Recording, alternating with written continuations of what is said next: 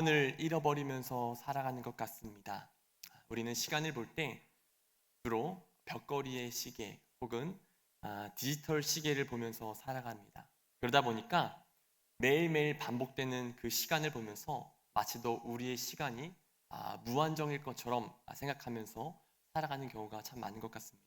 근데 우리의 삶은 어떻게 보면 벽걸이의 시계 혹은 디지털 시계가 아니라 모래시계와도 같다라는 생각이 듭니다. 모래시계는 한번 뒤집어 보면 처음과 끝이 있습니다.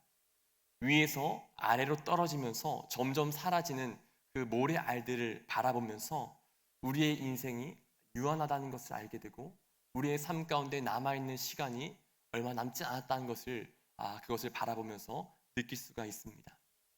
우리의 유한함을 바라볼 때 우리는 자연스럽게 영혼을 생각하게 되고 또 그 영혼의 관점으로 우리의 삶을 바라볼 때 우리는 더 깊이 우리의 삶의 의미 그리고 삶의 목적 등에 대해서 생각을 해볼 수 있을 것 같습니다.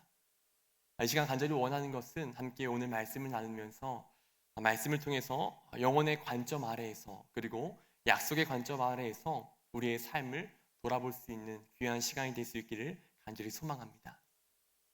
지난 주일 오후에 함께 하나님께서 모세를 부르시는 말씀을 통해서 은혜를 나눴었습니다.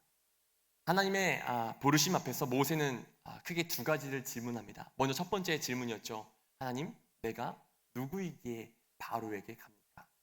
가장 먼저 첫 번째 질문은 자기 자신에 대한 질문이었습니다. 80세가 되어버려서 다 타버리고 쟤만 남아버린 그 인생 앞에 하나님께 묻는 거죠. 하나님, 저는 갈 수 없습니다. 그때 하나님께서 모세에게 뭐라고 말씀하십니까? 내가 너와 함께 있을 거야. 하나님께서는 그의 관점을 바꿔주셨어요.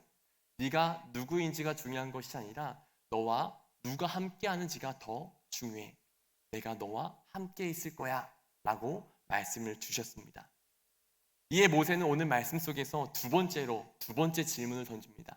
우리 함께 우리 13절 말씀인데요. 13절 말씀 같이 한번 읽어보겠습니다. 모세가 하나님께 아뢰되 내가 이스라엘 자손에게 가서 이르기를 너희의 조상의 하나님이 나를 너희에게 보내셨다 하면 그들이 내게 묻기를 그의 이름이 무엇이냐 하리니 내가 무엇이라고 그들에게 말하리이까. 아멘. 모세는 두 번째로 던지는 그 질문 가운데 하나님의 이름은 무엇입니까? 당신은 누구십니까? 라는 질문을 던집니다. 모세의 첫 번째 질문과 두 번째 이 질문 안에는 어떻게 보면 모세의 그 심경이 담겨져 있다라는 생각이 듭니다. 하나님, 왜 이제야 나타나신 거예요? 40년 전에 제가 애굽의 왕자로 있을 때, 즉 내가 어떤 세상적인 힘을 갖고 있을 때, 나의 열심으로 이스라엘 백성들을 조금 구원해 보려고 노력했을 때, 그때 나타나셔서 저를 불러주셨으면 더 좋았을 거 아니에요. 지금은 40년이 흘려서 저는 이미 다 타버렸어요. 가진 게 없다고요. 그 40년 동안 무엇을 하셨습니까? 이스라엘 백성들이 고통 가운데 있을 때 제가 타버리는 동안 하나님은 대체 무엇을 하셨습니까? 라는 이러한 심경이, 이러한 불만 섞인 그 목소리가 이 두 가지의 질문 가운데 담겨져 있지 않을까라는 생각이 듭니다. 모세가 느끼고 있던 이러한 배신감 그리고 어떻게 보면 실망감이 우리에게도 경험되어지는 것 같습니다. 저도 길지는 않지만 정말 짧은 시간 동안 사역을 하면서 여러 성도님들을 보게 됩니다. 성도님들의 그 모습을 볼 때 참 많은 다양한 고난들을 겪고 계신 분들을 보게 됩니다. 아기를 갖고 싶지만 기도하면서 아기를 가지려고 해도 노력해도 되지 않는 그런 분들이 계십니다. 또한 어떤 분들 같은 경우에는 오랜 시간 동안 취업을 하려고 하지만 취업이 되지 않는 분이 계시고 또 어떤 분은 사랑하는 언니를 위해서 간절히 기도의 제목을 넣고 기도하지만 응답이 없는 그러한 분들도 보게 됩니다. 오랜 시간 동안 하나님께 부르짖어 기도하지만 마치도 하나님 멀리 계셔서 나와 함께 하시지 않는 것 같은 그러한 생각이 들 때 그 마음 가운데 의심이 들고 불신이 들고 또 때로는 배신감이 들 수 있는 거죠. 그때 우리는 모세처럼 질문할 수 있을 것 같아요. 하나님, 제가 누구입니까? 하나님, 당신은 누구이십니까? 대체 하나님은 무엇을 하고 계십니까? 라는 질문을 던질 것 같습니다. 하나님의 이름을 묻는 모세의 질문에 하나님께서는 14절에서 이렇게 답변을 주세요. 우리 14절 말씀인데요. 같이 한번 읽어보겠습니다. 14절입니다. 하나님이 모세에게 이르시되 나는 스스로 있는 자이니라. 또 이르시되 너는 이스라엘 자손에게 이같이 이르기를 스스로 있는 자가 나를 너희에게 보내셨다 하라. 아멘. 하나님께서는 당신의 이름을 나는 스스로 있는 자다라고 말씀하십니다. 영어로 보니까요, I am who I am이라고 번역했습니다. 그냥 우리말로 쉽게 해석하면 나는 나다라고 굉장히 간단하게 말씀하십니다. 하나님께서 당신을 소개하실 때 나는 나다라고 이렇게 간결하게 소개하십니다. 이것은 하나님은 어떻게 보면 말이 필요 없으신 분, 혹은 우리의 인간의 언어로 표현할 수 없으신 분임을 나타내는 표현인 것 같습니다. 예를 들어서 여러분들이 처음 만난 누군가를 만나라고 하실 때 그 처음 만난 그분이 여러분들에게 명함을 준다고 생각해 보세요. 그 명함 안에 어떠한 것들이 적혀 있겠습니까? 단지 이름만 적혀 있진 않을 거예요. 이름뿐만 아니라 그 사람이 어떠한 대학교를 졸업했고, 또 어떠한 학력을 갖고 있고, 또 어떠한 살아오면서 어떠한 업적들, 어떠한 경력들을 가지고 있는지 쭉 나열할 겁니다. 유명하지 않은 사람일수록 그 명함 안에 자신을 피할하기 위해서 수많은 이력들을 적어놨을 거예요. 근데 여러분, 만약에 너무나도 높으신 분, 모두가 다 알만한 그러한 분이라고 한다면 명함이 굳이 필요할까요? 명함이 없어도 우리는 그분이 누구인지 알 거예요. 마찬가지로 하나님은 너무나도 높으신 분이기 때문에, 지극히 높으신 분이기 때문에 별 말이 필요가 없다는 거예요. 나는 나다. 이걸로 끝이라는 거죠. 그런가 하면 한편으로 생각해 본다고 한다면 나는 나다라고 말씀하신 이거에는 하나님이 지극히 높으신 분이기 때문에 인간의 언어로는 다 형용할 수 없고 다 표현할 수 없는 분이 바로 하나님이시다라고 말씀하시는 것이 이 의미 안에 담겨져 있을 것 같습니다. 그렇습니다. 하나님은 우리의 언어로 다 표현하실 수 없고요. 또 우리의 인간의 그 지각으로 다 이해할 수 없는 분이 하나님입니다. 근데 여러분, 중요한 것은요, 그럼에도 불구하고 하나님께서는요 우리에게 요구하세요. 너희가 나를 아는 지식이 있었으면 좋겠어. 너희가 나를 알았으면 좋겠어 라고 말씀하세요. 그 이유가 무엇이냐면요, 아는 만큼 보인다라는 이야기가 있는 것처럼 우리가 하나님을 얼마나 많이 아느냐에 따라서 우리가 하나님을 더 볼 수 있고 하나님의 일하심을 경험할 수 있기 때문입니다. 내가 하나님을 알면 알수록 나의 과거가 다시 새롭게 해석이 됩니다. 내가 하나님을 알면 알수록 지금 현재 이 자리에서 나와 함께 하시고 나를 통해 일하시는 그 하나님의 일하심을 경험하고 고백할 수 있습니다. 하나님을 알지 못하면요, 아무리 내 삶 속에 하나님이 일하고 계신다고 할지라도 그것을 알지 못하고 고백할 수가 없다는 것이죠. 간절히 원하는 것은요, 저와 여러분들이 날마다의 삶 속에서 하나님을 아는 그 지식이 가득해질 수 있기를 간절히 소망합니다.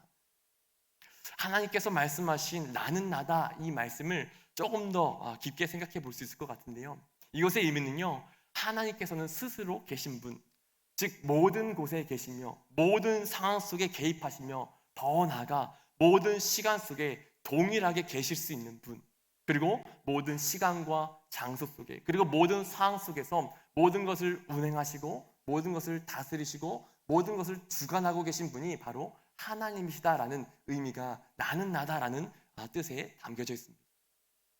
이 하나님께서는 15절, 오늘 읽진 않았지만 15절 말씀을 보면요, 당신의 이름에 대해서 다시 한번 이렇게 소개를 해주세요. 우리 15절 말씀인데요, 함께 읽어보도록 하겠습니다. 15절입니다. 하나님이 또 모세에게 이르시되 너는 이스라엘 자손에게 이같이 이르기를 너희 조상의 하나님 여호와 곧 아브라함의 하나님, 이삭의 하나님, 야곱의 하나님께서 나를 너희에게 보내셨다 하라. 이는 나의 영원한 이름이요 대대로 기억할 나의 칭혼이라. 아멘. 하나님께서는요, 당신의 이름을 다시 한번 말씀하실 때 나는 여호와, 근데 그냥 여호와가 아니라 아브라함의 하나님, 이삭의 하나님, 야곱의 하나님이다 라고 말씀하십니다. 왜 굳이 이렇게 성경 속의 인물들을 등장시키시면서 자신을 이야기하실까요?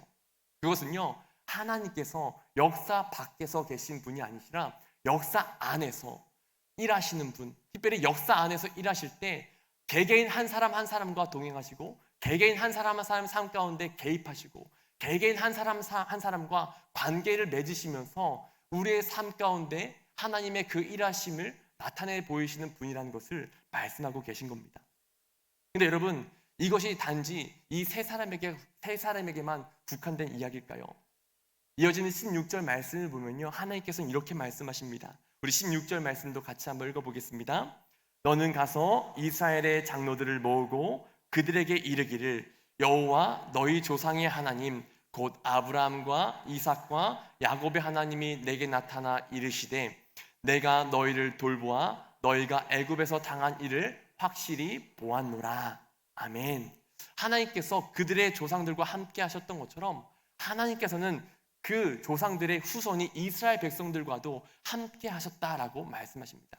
이것은요, 하나님께서 아브라함, 이삭, 야곱만의 하나님이 아니시라 이스라엘 백성들의 하나님이 되신다라는 것을 의미합니다. 그래서 16절을 보시면요, 내가 너희를 돌보아라는 이 말씀을 영어 성경으로 보니까요, I have watched over you 라고 기록하고 있습니다. 이것의 의미가 뭐냐면요, 내가 예전에 너희를 보았었어, 돌보았었어가 아니라 예전에 너를 돌보기 시작해서 지금까지도 변함없이 계속해서 너희를 돌아보고 너희를 지켜보고 있어라고 말씀하시는 겁니다. 이것은 우리의 삶 가운데도 마찬가지인 것 같습니다. 하나님은 우리의 삶의 과거에도 우리와 함께 하셨을 뿐만이 아니라 지금도 우리와 함께 하십니다. 그러면서 우리에게 말씀하세요. 내가 너희의 하나님이 되어주고 싶어. 너희들의 그 마음의 문을 열어주지 않겠니? 누구든지 내 음성을 듣고 문을 열면 난 너희에게 들어가서 너희의 하나님이 되어줄 수 있어. 너희의 시간을 나에게 주지 않을래? 너희의 그 물질을 나에게 주지 않을래? 너희의 그 삶의 주권을 나에게 주지 않을래? 내가 너희의 하나님이 되어주고 싶어. 너희의 삶 속에 깊이 개입해서 너희와 관계를 맺으면서 아브라함처럼 이삭처럼 야곱처럼 너희의 삶 속에 내가 일하고 싶어라고 말씀하십니다. 여러분, 이러한 하나님을 다른 사람의 하나님이 아니라 바로 나의 하나님으로 고백하며 나아갈 수 있는 우리가 될 수 있기를 간절히 소망합니다. 여러분, 하나님은 보이진 않지만 하나님께서는 우리를 보고 계십니다. 우리는 하나님을 느낄 수는 없지만 하나님께서는 우리를 느끼고 계십니다. 그리고 우리의 음성을 듣고 계십니다. 이 사실을 믿으며 나아갈 수 있는 우리가 될 수 있기를 간절히 소망합니다. 그럼 이러한 질문이 들죠. 하나님께서는 백성들이 고통당하는 그 현장 가운데 있을 때 임신을 하지 못하고 질병 가운데 있고 또 취업을 하지 못하는 그런 상황 가운데 있을 때 백성들이 고통에서 신음할 때 하나님은 대체 무엇을 하고 계실까? 여러분, 하나님은 무엇을 하고 계실까요? 그것은 바로 약속의 때를 기다리고 계신다라는 사실을 우리는 기억할 수 있습니다. 주일에도 말씀을 드린 것처럼 모세가 광야에서 40년을 보낸 이 시간은 결코 의미 없는 시간이 아니었습니다. 말씀드렸던 것처럼 이 40년이라는 시간은 낭비의 시간이 아니라 하나님의 시간이었습니다. 하나님께서는 이 40년을 기다리셨고요. 하나님의 시간이 되었을 때 기다리셨다가 모세를 부르셨습니다. 여러분, 하나님께서는요, 약속의 하나님이십니다. 그리고 그 약속의 때에 나의 타이밍이 아니라 하나님의 그 약속의 타이밍에 맞춰서 우리를 부르시고 그 타이밍에 맞춰서 일하시는 분이 바로 우리 하나님이십니다. 여러분, 창세기 15장 13절 14절을 보면요, 하나님께서 아브라함을 부르시면서 주시는 그 약속의 말씀이 한 가지가 있습니다. 우리 창세기 15장 13절 14절 말씀 같이 읽겠습니다. 여호와께서 아브라함에게 이르시되 너는 반드시 알라. 내 자손이 이방에서 객이 되어 그들을 섬기겠고 그들은 400년 동안 내 자손을 괴롭히리니 그들이 섬기는 나라를 내가 징벌할지며 그 후에 내 자손이 큰 재물을 이끌고 나오리라. 아멘. 여러분, 하나님께서는 아들이 없었던 그 아브라함에게 약속을 주시면서 너의 후손이 이스라엘 백성들의 그 애굽에서 400년 동안 종살이를 하다가 큰 재물을 이끌고 나올 것이다 라는 그 미래의 약속을 이미 아브라함 때부터 주신 것을 보게 됩니다. 그리고 하나님은 그 약속을 주신 후에 그 약속을 기억하셨다가 그 약속의 때가 되었을 때 모세를 부르시고 그 약속을 이루어 가십니다. 근데 여러분, 하나님께서 우리에게 약속을 주시고 그 약속을 이루어 가시는 그 모습들을 보면요, 굉장히 놀랐습니다. 여러분, 약속이라는 것은요, 미래에 있는 일이지 않습니까? 근데 그 미래에 있는 그 일 가운데 하나님께서는 그 미래의 자리에 미리 가셔서 그 약속을 이루시는 분이시라는 것을 우리는 깨닫게 됩니다. 우리 인간이라는 존재는요, 공간적인 제약을 받습니다. 교회에 있는 나는 집에 동시에 함께 존재하지 못합니다. 어느 한 곳에만 존재할 수밖에 없죠. 그러나 하나님은 다릅니다. 하나님은 교회에도 계실 뿐만 아니라 우리 집에도 계시고 우리의 직장에도 계시고 동시에 모든 곳에 편재하실 수 있는, 모든 곳에 계실 수 있는 분이 바로 우리 하나님이십니다. 그런가 하면 더 나아가서 우리는 시간적인 제약을 받습니다. 오늘이라는 시간 안에서만 살아가죠.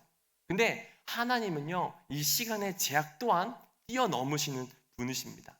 모든 시간 속에 어제도 계셨고 오늘도 계셨고 내일도 계셨고 모든 시간 속에 동일하게 계신 분이 바로 하나님이십니다.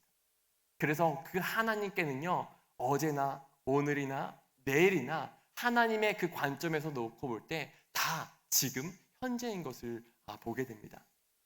이것을 조금 좀 완벽하게 설명할 수는 없지만 예를 들어서 좀 설명을 드려보면 좋을 것 같은데요. 예전에도 한번 말씀을 드렸었습니다. 여러분, 내비게이션은 우리가 종종 사용합니다. 내비게이션은 우리에게 모르는 길을 갈 때 안내해 줍니다. 근데 여러분, 재밌는 것은요, 이 내비게이션이 우리에게 길을 안내해 줄 뿐만 아니라 더 나아가서 길을 안내할 때 최소 시간이라는 그 설정을 해 놓으면요, 가장 빠른 길로 우리를 안내해 주는 그런 기능도 갖고 있습니다. 그래서 그 최소 시간 기능에 맞춰서 우리가 내비를 켜고 운전을 하다 보면요, 갑자기 잘 가던 길에서 그 내비가 이야기합니다. 우측으로 빠져서 좁은 길로 가십시오라고 이야기합니다. 아니, 넓은 길로 가면 더 빨리 갈 수 있을 것 같은데, 더 편하게 갈 수 있을 것 같은데 내비는 갑자기 길에서 빠지라고 합니다. 그리고 내비의 말을 듣고 좁은 길로 빠져서 가다 보면요, 그 가던 그 넓은 길 가운데 공사 중이거나 혹은 차가 사고가 났거나 교통량이 늘어서 꽉 막혀 있는 것을 보게 됩니다. 여러분, 어떻게 내비가 그렇게 알려줄 수가 있습니까? 우리는 공간이라는 그 공간의 제약 안에서 갇혀서 앞을 볼 수가 없습니다.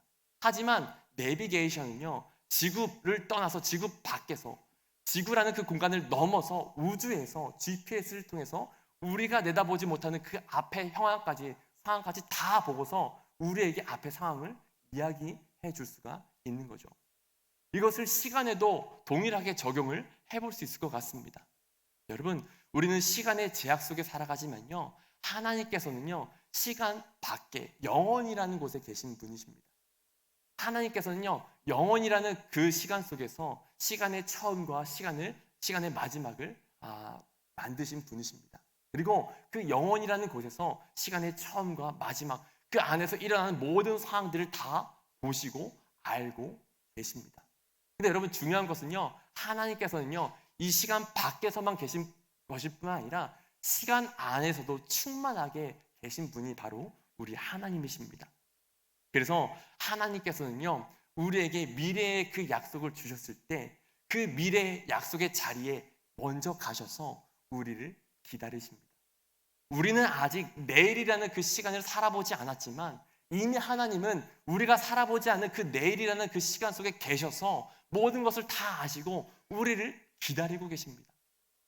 지난주 금요일에 찬양을 할 때 그러한 찬양을 했었습니다. 나의 등 뒤에서. 하나님께서는 우리의 등 뒤에서 우리가 걸어가는 그 길 가운데 우리를 밀어주시고 우리에게 힘을 주시는 분이 바로 우리 하나님이십니다. 근데 더 나아가서 하나님은 오늘 나에게 나의 등 뒤에서 힘을 주시는 뿐만이 아니라요, 나의 갈 길을 밝혀주시는 분이십니다. 내가 아직 가보지 않은 그 미래라는 그 자리에서 먼저 가 계셔서 우리에게 약속을 주시고 그 약속의 말씀으로 우리의 갈 길을 밝히 보여주시는 분이 바로 우리 하나님이시라는 것이죠. 여러분, 우리가 그 하나님을 신뢰하며 나아갈 수 있기를 간절히 소망합니다. 하나님께서는 우리의 약속의 말씀을 주시고 그 약속의 말씀을 따라오라고 말씀하십니다. 근데 문제는 우리죠. 우리가 그 약속의 말씀을 꿋꿋이 바라보면서 나아가는가, 이것이 문제인 것 같습니다. 여러분, 하나님께서는요, 우리 인간들을 창조하실 때 보이지 않는 것을 상상할 수 있도록, 그리고 보이지 않는 어떠한 약속에 가치를 부여하고 그것을 신뢰할 수 있도록 우리를 창조하셨습니다. 이것이 동물과 우리 인간의 가장 큰 차이지 않을까라는 생각이 듭니다. 여러분, 동물과 우리 인간의 차이점이 무엇일까요? 과학적으로 본다고 한다면요, 생물학적으로 본다고 한다면요, 우리 인간과 우리 동물은 사실 생물학적으로 큰 차이가 없습니다. 동물이나 우리 인간이나 어떤 장기를 가지고 있고요, 뇌를 가지고 있고요, 어떤 피가 돌고요, 그리고 털이 자라나고요, 생육하고 번식합니다. 동물과 우리 인간을 생물학적인 관점으로 놓고 볼 때에는 큰 차이가 없어요. 그냥 단지 차이가 있다면 우리 인간이라고 하는 존재는 동물보다 조금 지각하는 부분에 있어서 IQ가 조금 높다라는 측면밖에 없습니다.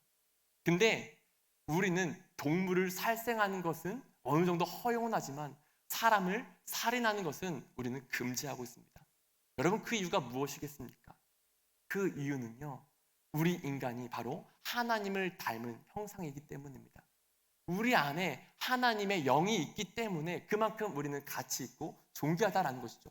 근데 여러분, 우리 안에 하나님의 영이 있다라는 것은요, 우리가 보이지 않는 것을 지각할 수 있고 보이지 않는 것에 가치를 둘 수 있는 그러한 사람들이라는 것을 의미합니다. 여러분, 우리는 영적인 존재이기 때문에 그 영혼의 눈으로 보이지 않는 것을 믿을 수가 있습니다. 조금 예를 들어보면 좋겠는데요. 예를 들어서 제 아내가 바나나를 굉장히 좋아한다라고 예를 들어보면 좋을 것 같습니다.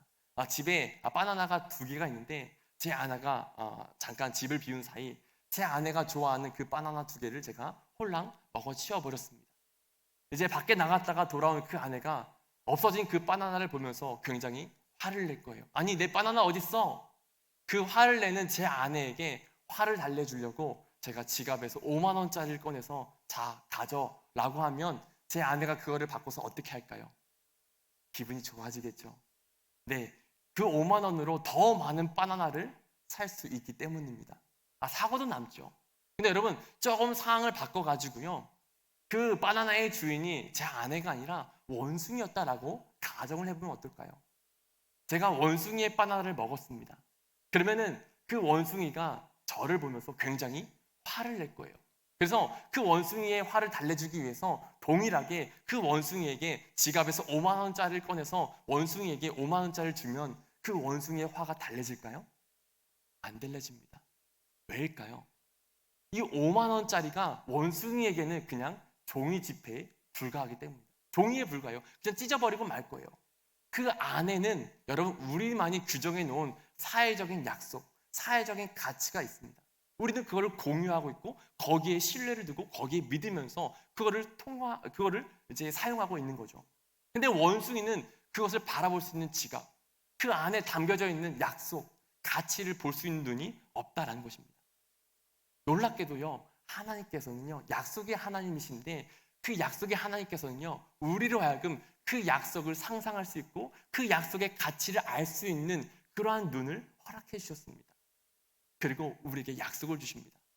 여러분들 모두는 다 약속을 갖고 계십니다. 그렇지 않습니까? 어떤 약속을 갖고 계십니까? 바로 구약과 신약입니다. 옛 약속과 새 약속을 하나님께서 우리에게 주셨습니다. 이 자리에 있는 분들 가운데 약속이 없어, 나에게는 하나님께서 주신 약속이 없어 라고 말씀하실 수 있는 분은 단 한 분도 안 계십니다.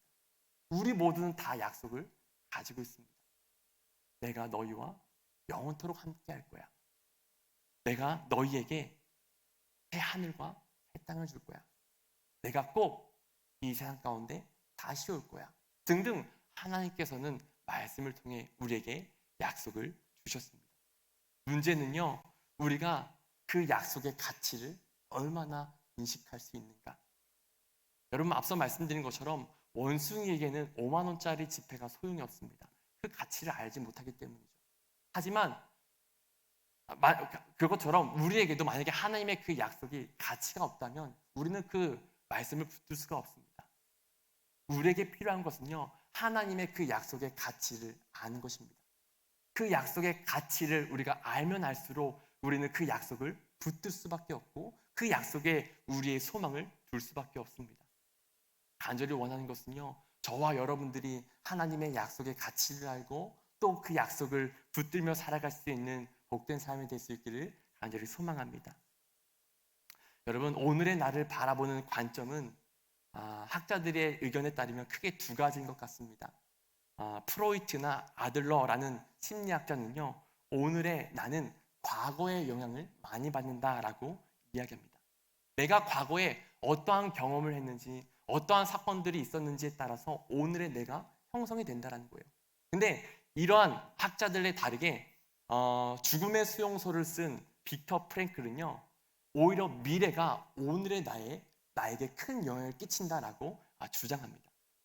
저는 개인적으로 과거와 미래 어느 둘 중에 하나가 아니라 과거와 미래 둘 다가 오늘의 나에게 영향을 미친다라고 생각이 듭니다. 우리가 과거에 어떠한 경험을 했는가, 어떠한 사건을 가졌는가, 우리의 경험이 축적된 그 모습이 바로 오늘의 나의 모습입니다.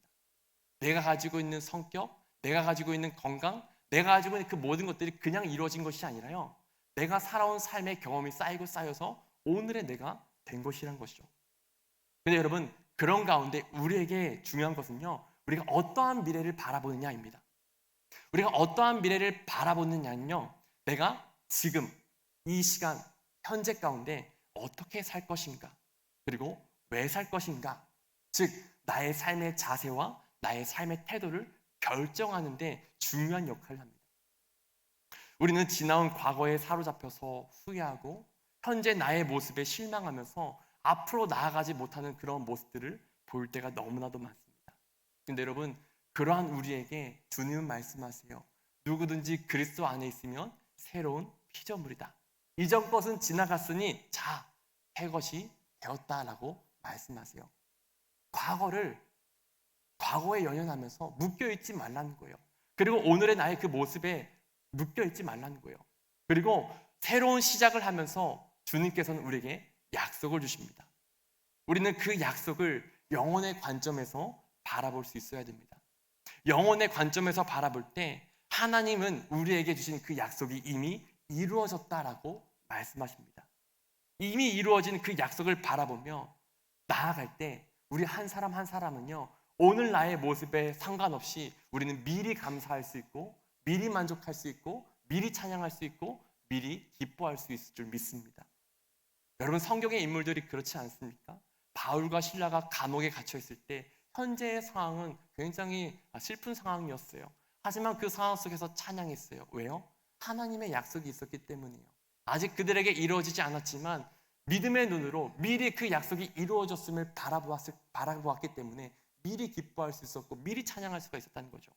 하나님은 약속이 이미 이루어졌다라고 우리에게 말씀하세요. 간절히 원하는 것은요, 우리도 하나님께서 이루어 놓으신 그 약속들을 미리 바라보면서 미리 감사할 수 있고 미리 기뻐할 수 있고 미리 찬양할 수 있는 복된 사람들이 될 수 있기를 간절히 소망합니다. 여러분, 미래의 내가 끊임없이 우리에게, 오늘의 나에게 말을 걸어온다고 생각해 보시면 좋을 것 같아요. 미래의 나는 이미 약속을 받아서 하나님과 함께 있습니다. 하나님께서는 이미 이루어졌다라고 말씀하십니다. 그리고 이 미래의 내가 오늘의 나에게 말씀합니다. 조금만 힘내. 약속을 붙들며 살아가는 거 어렵지? 그래도 조금만 힘내. 그 약속은 반드시 이루어질 거야. 제가 요즘에 읽고 있는 책 중에 퓨처 셀프라는 책이 있는데요, 이 책을 보면요, 미래의 나와 오늘의 나가 분리되면 안 된다라고 이야기해요. 미래의 나와 오늘의 나가 분리가 되면요, 우리는 단기적인 보상에 만족하며 살 수밖에 없고 지금 눈앞에 있는 것에 일희일비하면서 살아갈 수밖에 없다라고 이야기해요. 그러면서 우리에게 도전 주는 것이 미래의 나와 오늘의 나를 연결시키면서 살아가라라고 이야기하더라고요. 근데 이거는 신앙적인 관점에서 볼 때 우리에게 적용이 될 수 있을 것 같아요. 여러분, 미래의 나는 이미 약속을 받아 누리고 있습니다. 하나님의 입장에서 보면 미래의 그 약속은 이미 이루어졌어요. 우리가 그것을 날마다 바라보면서 오늘의 내가 그것을 믿음으로 성취하면서 바라보며 나아갈 때 우리는 어떠한 상황 속에서도 굴하지 않고 담대히 승리하며 나아갈 수 있을 줄 믿습니다. 여러분, 마지막으로 고린도후서 1장 20절을 보면요, 바울은 이렇게 이야기합니다. 우리 고린도후서 1장 20절 말씀 마지막으로 읽고 말씀 마치겠습니다. 시작. 하나님의 약속은 얼마든지 그리스도 안에서 예가 되니 그런즉 그로 말미암아 우리가 아멘하여 하나님께 영광을 돌리게 되느니라. 아멘. 여러분, 하나님의 약속은 언제나 그리스도 안에서 예가 되는 줄 믿습니다. 반드시 이루어지는 그 약속을 우리가 붙들고 아멘하면서 하나님의 영광을 드러낼 수 있는 저와 여러분들이 될 수 있기를 주님의 이름으로 간절히 축복합니다. 기도하겠습니다.